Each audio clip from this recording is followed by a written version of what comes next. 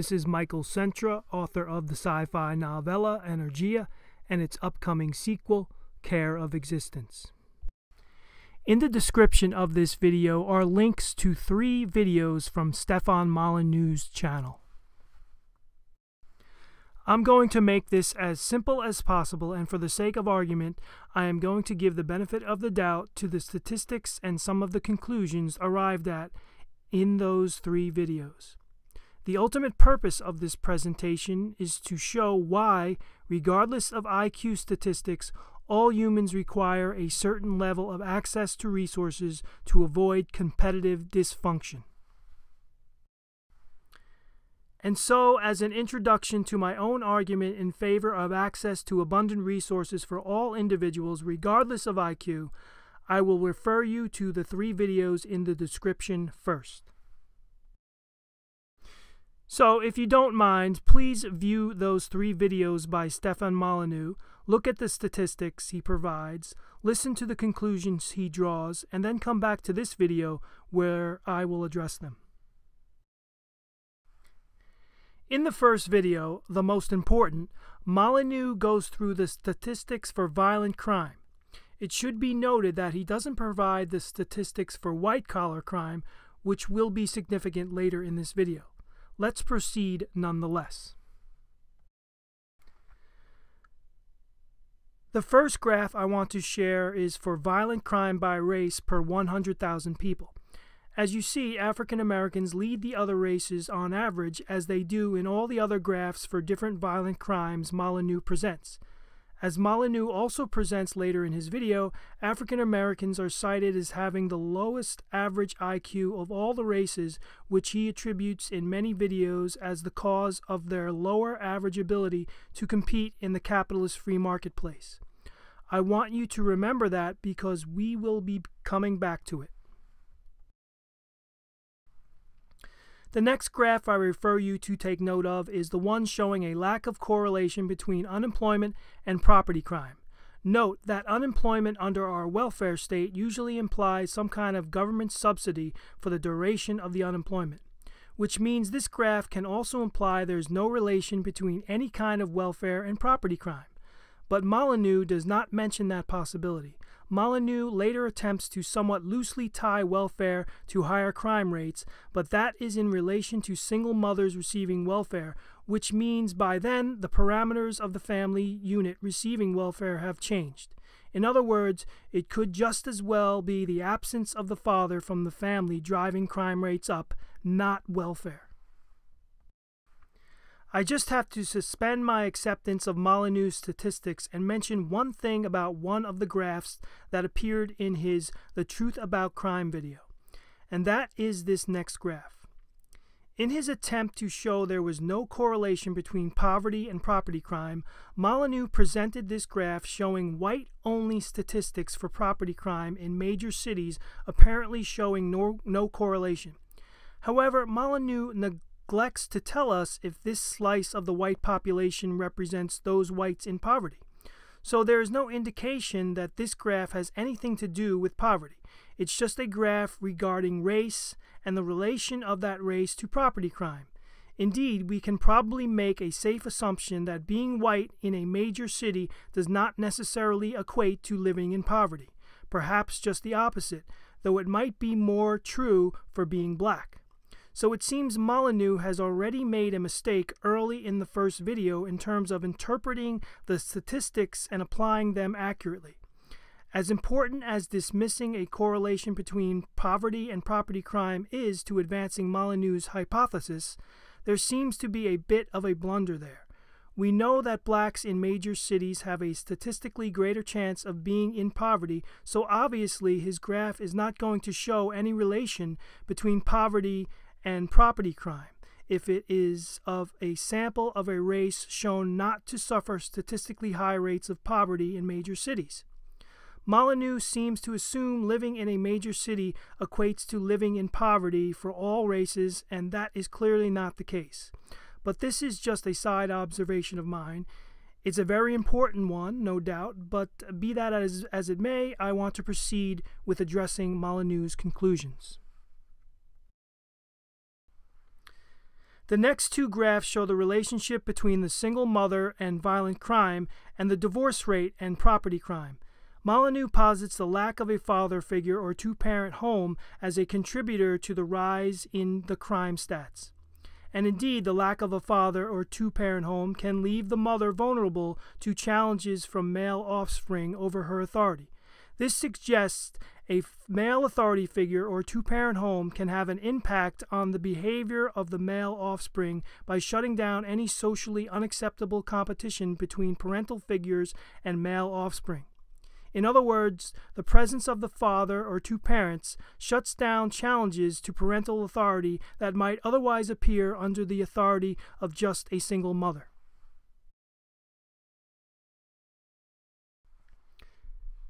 As an aside, I will point out that I do find it interesting that someone who advocates anarchy, or a society free of supervision and correction of human affairs by a state, is seemingly aware of the importance of an authority figure at the level of the nuclear family for preventing future antisocial and criminal behavior.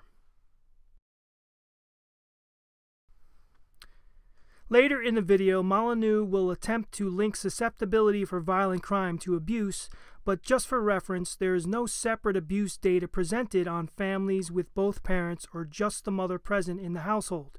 In other words, there could still be abuse in families with a father, but it is being canceled out by something else. But for the sake of argument, we can accept Molyneux's suggestion later in the video of linking susceptibility for violent crime to abuse.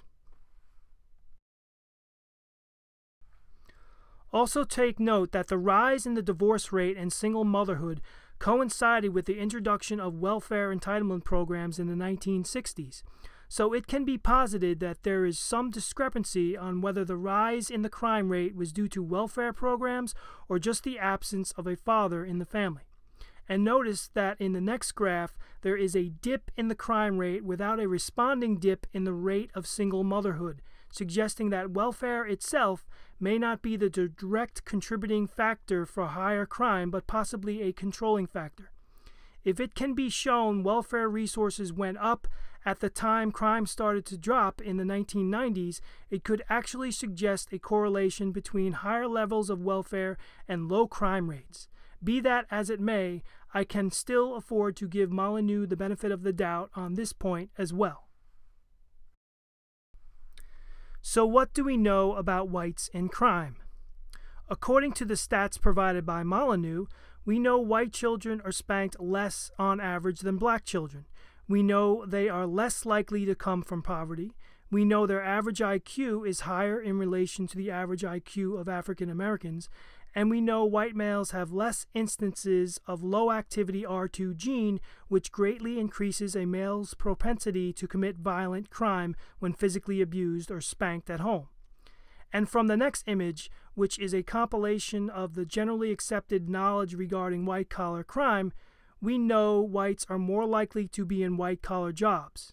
We also know the typical perpetrator of most white-collar crime is a college-educated white male. In terms of financial impact and damage to society, white-collar crime far outpaces street crime. It is estimated that fraud and other forms of white-collar crime cost U.S. organizations more than $400 billion a year. Even if we lowered that amount to its lowest estimate of $250 billion per year, it would still far exceed the $18 billion estimate for the cost of street crime annually. So it would seem the kinds of crime white males commit is just different in terms of sophistication than that of black males, but far more damaging to society in terms of economic impact. So the crime doesn't go away when you look at different races, it just gets dispersed in different areas and by different methods according to things like class, access to resources, IQ, employment, etc. And again, white-collar crime costs U.S. organizations between $250 to $400 billion every year. Street crime about $18 billion. So $250 billion per year versus $18 billion per year. White-collar crime clearly does the greater economic damage.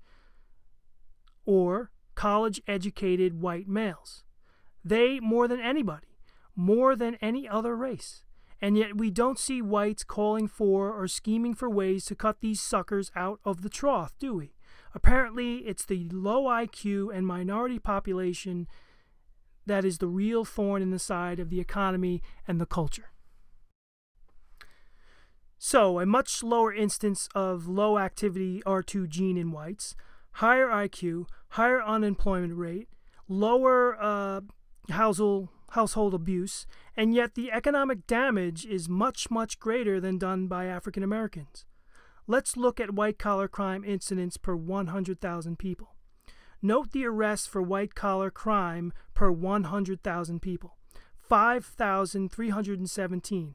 That's over 4 times as many arrests than violent crime per 100,000 presented in Molyneux' graph. Clearly, white-collar crime is the bigger economic threat. But where is Molyneux' breakdown of white-collar crime rates? Where is the attempt at isolating and identifying the cause of white-collar crime?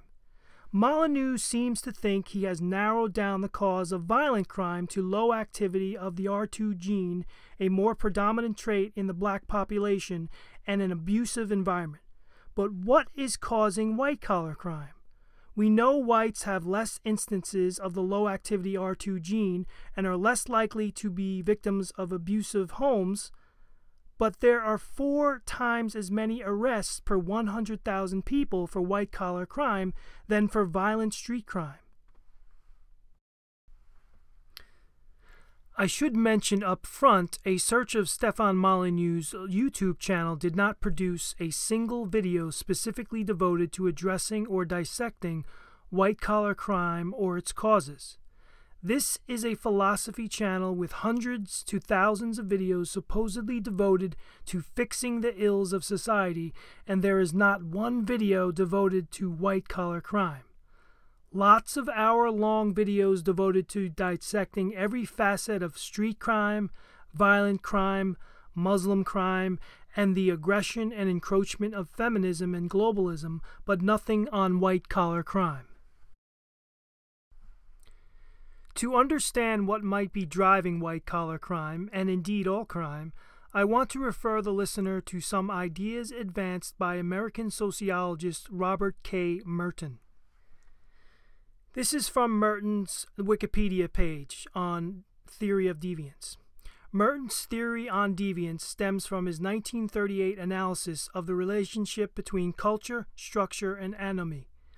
Merton defines culture as an organized set of normative values governing behavior which is common to members of a designated society or group. Social structures are the organized set of social relationships in which members of the society or group are variously implicated. Anomy, the state of normlessness, arises when there is an acute disjunction between the cultural norms and goals and the socially structured capacities of members of the group to act in accord with them. In his theory, Merton links anomy with deviance and argues that the discontinuity between culture and structure have the dysfunctional consequence of leading to deviance within society.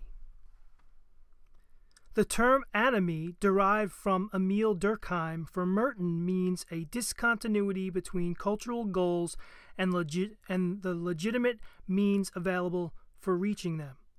Applied to the United States, he sees the American dream as an emphasis on the goal of monetary success, but without the corresponding emphasis on the legitimate avenues to march toward this goal. In other words, Merton believes that all subscribe to the American dream, but the ways in which people go about obtaining the dream are not the same because not everyone has the same opportunities and advantages as the next person. This leads to a considerable amount of deviance.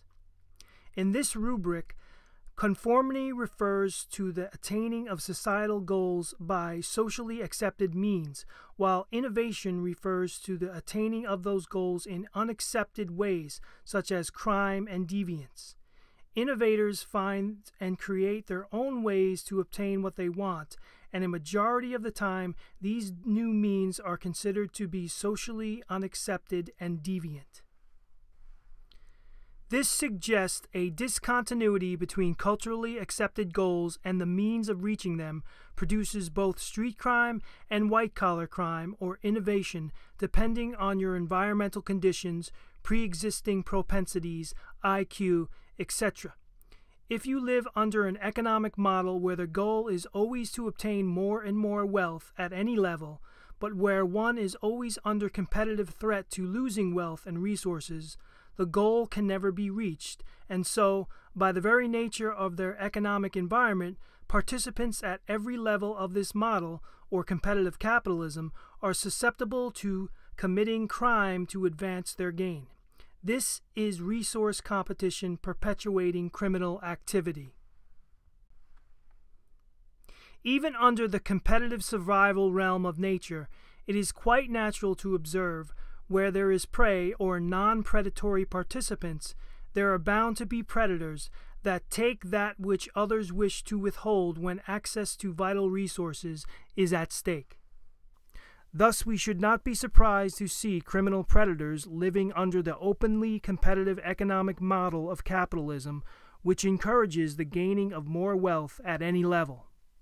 Under a competitive resource management model, the participant is left free to decide, based on a number of factors, which activity, whether conformity or criminality, yields the better return for their investment of energy, and acts accordingly. But does competition actually cause crime? Researchers in Austria conducted an experiment on cheating, which produced a paper discussing their experiment and its results. The link to the paper is included in this video's description.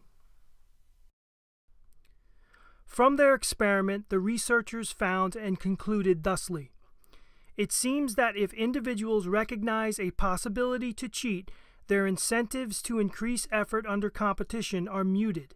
Second, while we do not find any significant sex difference in the overall amount of cheating in our experiment, women do significantly increase their cheating activity under competitive pressure, while men do not significantly change their behavior.